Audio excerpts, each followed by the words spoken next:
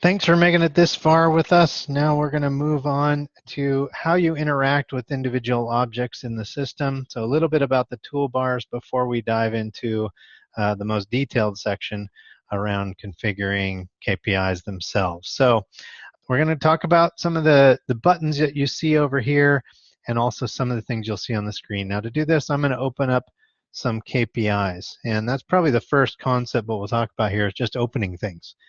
So the same button appears on all of these. So no matter what I'm on, if I'm on an embedded content chart, I still have the ability to open. It's going to tell me how many of those items exist in this site. I could do this on groups. There's 319 groups in this site. There's 1,125 KPIs. Let's click the Open section here just to show you the various ways that you can open items. So you saw there's 1,125 KPIs. I don't really want to open all of them, but I could. And to do that, I would just go over here and say star. If I did that and said OK, then I would open all 1,125 KPIs. Or I could search for something, like any KPI that contains the word pressure in it. And then say OK, that's going to open up all those KPIs. The second way you can open KPIs is through the hierarchy itself, or even that's true for any object that you want to open. So here it's going to show you the whole hierarchy. In this case, I have a group called Exton of KPIs that I want to open up. I don't want their children. A couple tricks about this section. If I want to, I can right-click on a parent of any level. If I right-click on it, it's going to select or unselect all of its children. So there, I'll select it, and that you can see it got everything underneath it. Now, if I right-click again, it's going to deselect all of them. So in this case, I just want the Exton KPIs themselves, and I still have the home group KPIs selected. Okay, so that's one way, and then I can say OK to it. Now, if I go over to the third tab, this is the Advanced tab, and this is where I get to use a little query builder to find only certain types of objects. So in this case, I'm on KPIs, and this is where this is one of the places those custom attributes play a role. So I can go in here and say, I want everything where the plant name equals Alamitos or Aranzas Pass or Blue Diamond or any of these other things, and just say, only get me things that are decorated with that attribute. So only get me KPIs in this case that are like that. So in this case, to open, I'm going to go over here to group and just get those Exton KPIs and say OK. Now when I say OK to there, what it did was pulled all the information that met my requirements from the server and displayed it here in the Excel-based designer. Again, it's not really a true Excel spreadsheet because it's not an Excel file that's sitting somewhere in my desktop or in my file system. It's something where I'm going to work on it here, and then I'm going to click Save to package up my changes. So if I wanted to change this BCH KPI to the name Test KPI, let's call it Test 17 to keep it as unique as possible here, just made up that number. And if I click Save over here, then we're going to see that that change has been made in the server. So let's go over here. That is a KPI that's part of Exton. Let's go over here to the hierarchy and find it. Exton, and now I'm looking at just KPIs over here, and I have the BCH KPI, which is now called Test 17, right down here at the very bottom. Okay, so I made that change live. That's another sort of core concept of how you're going to work with things. So let's go through these tools here. Before we go through all the various attribute options on a KPI or on any object, let's talk about what you can do. First is create something new. And this is especially useful if you're presented with a blank page, like it's your first time opening the system and there's nothing there. Then you just click New KPI and you can do it. On any of these, you'll see this Replace Worksheet Contents.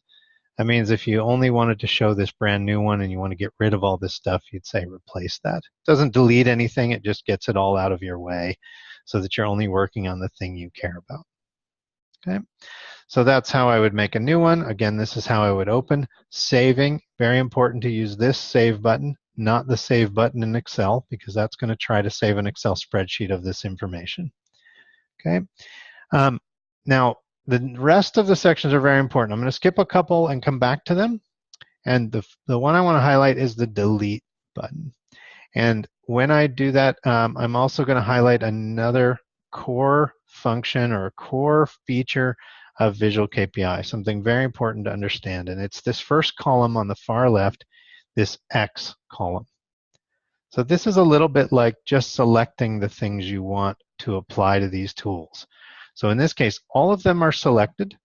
That means anything that I do over here is going to apply to all of them over here. If I want to unselect them all, you'll see some of these tools now. So if I unselect them all, none of them are selected. If I go over here to test 17 and I give that one an X, but none of the others, oops, let's go do that again. Give that one an X, but none of the others. If I click save, I'm only going to be saving that one. So if I'm not done working on these, but I want to save the work I've done on this one, it's only going to apply to that. Preview and membership and all these things are only going to apply to the X. So that's a very important concept to understand. This is only the things that are going to be affected by these tools. Now, the reason I wanted to highlight the red X first is it's what we call the only sharp knife here in the Visual KPI Designer. What we mean by sharp knife is that if I click delete and I only have one thing selected here, it's going to warn me once, are you sure you want to delete it? And if I say yes here, then I really deleted it. I didn't just delete it here from the sheet and only when I saved did it actually delete it. I actually, in this case, will have deleted it from the server, and the only way to get it back is through a database backup. So very important. This is the one sharp knife to know. Now, it will warn you, like I said. In this case, I'm not going to delete my test 17 KPI, but that's one that's very important there. So back to this X. If I want to do some things like put it in a few different areas, let's just pick a few random KPIs.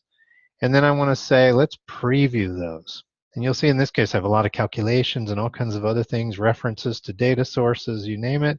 If I click preview, it's going to resolve all that, but only for the ones that had an X next to it. It's going to tell me what their current status is, what the result of all those calculations are, if there's any errors in it, what attributes are there, all kinds of information. It's going to tell me that basically the answer, same thing you would see in the end user experience without going to the browser. And the other difference in preview versus going over to your browser is that I can preview before I save. So I can see how things look before I've committed them to the server. Okay, so that's preview. Now let's go back to the KPIs tab down here at the bottom. And here's my raw KPIs again. And membership is another one. If I click membership, that's going to say, hey, what groups or what things is this KPI a member of? So you can see this test 17 group, based on its attributes, is a member of 4 different groups. This meter KPI is a member of 7 or so groups, etc. So I can see if I'm wondering where they are, or if some of them appear to be orphans or something, I can see where they live, etc. I can refresh, and then I can do some interesting tools. I'll show you these a little bit later in the course. Okay, so that is a little bit about opening and selecting and saving objects, plus some of the tools you'll see. So let me just show you through a couple of others before we move on. So again, if I'm on the KPIs tab or any tab, I can select them all, which you see put an X in all of them. I can unselect them all. I can close this entire worksheet. So let's go to like this membership worksheet and say close it. That closed it. Now I still have 2. Or I can close all but the one I'm on. That's this one. Let me get out of here. Close all worksheets but this, or close all my worksheets, period. Let's close all but this. Now I've just got the KPIs tab open. I can refresh the metadata from the server, and then there's 2 other things here that are kind of important to note, and let's talk about them before we move on to the individual objects. So, or actually, let's hold that and let's put that in the next section itself. So with that, I'll close up this section and we'll move on to the really fun part, the details of making and editing KPIs. See you in the next section.